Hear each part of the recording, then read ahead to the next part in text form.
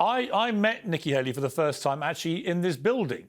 We were both on Hannity last time I was in New York a couple of months ago. And we had a nice, long conversation. I was very impressed. She has a very nice way about her. She's very engaging, very smart, very charming.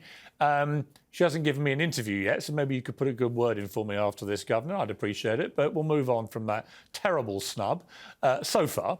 But I was impressed by her. But a lot of people on the Republican side, who are not necessarily her biggest fans, say that she's too liberal. She's not a proper conservative, not a real Republican. You know her very well. What do you say to those people? Too liberal. She was the Tea Party conservative candidate when she became governor of South Carolina in 2010 and then again in 2014. So no, she's as conservative as they come, and that's, I mean, her credentials as being fiscally conservative, much more fiscally conservative than Trump. Trump's a disaster when it comes to fiscal conservatism. Individual liberties, which we pride a lot here in New Hampshire, right? That the individual comes first, not big government solutions, which Trump tries to do out of D.C. That doesn't fare too well with conservatives in the live free or die state, to be sure.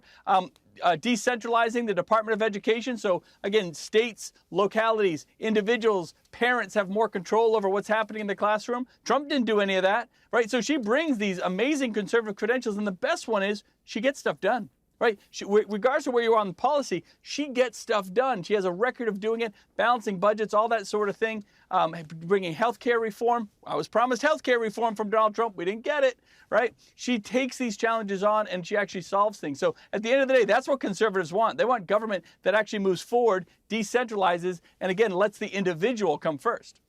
As you head towards New Hampshire, is she going to take the gloves off now and start pounding Trump? Because it seems to me the only way anybody is going to actually take Trump down is to start pounding him properly. And there's obviously lots of ammunition you could go for, but rather like every other candidate, it looks like Nikki Haley has held off doing this because she's worried about aggravating his very loyal supporters. No, so a couple things there. So let's look at the Chris Christie. Chris Christie threw everything and the kitchen sink at Donald Trump and never got past 13%. So to say that we're just going to hit Trump harder and that will work, Chris tried it. It was an interesting strategy. One state strategy clearly did not work. And it again, you kind of hit a cap there. Nikki doesn't overthink it.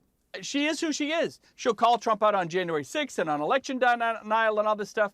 But good candidates talk about what they're bringing to the table, not just what the other guy isn't and what the other guy hasn't done, right? Leave it to surrogates like us to complain about Trump. Nikki's all about herself, and she's happy to hit him. She's worked very closely with him for many, many years, right? But she understands that she wants to talk about what she's going to do to fix this country, the solutions she's going to bring, her experience internationally, unmatched. Trump can't match her experience internationally. Okay. He showed up at the meetings taking all the policy decisions from her and the Department of State. What she's done working with legislatures. So this is an amazing candidate with amazing credentials. And as you say, most importantly, she's just likable. She's super genuine. She's definitely likable. But what if she's so likable that she gets flatlined in New Hampshire, Trump barrels through and has another massive victory? Can you continue past that if that was to happen? Sure. Well, look, going to our home state of South Carolina, there's huge opportunities there. So in the first three states of Iowa, New Hampshire, and South Carolina, there's only one person that has to win all three, and that's Trump. He's the only one that has set the expectations that he's going to run away with it in all three states. So anything different than that, whether it's beating him or coming in a close second, that challenges that whole narrative, that presumption that's out there. So whether it happens in New Hampshire, I think it will, New Hampshire and South Carolina, that builds momentum in that two-person race, then you hit Super Tuesday, right? With a one-on-one race going into Super Tuesday, I think anything's on the table.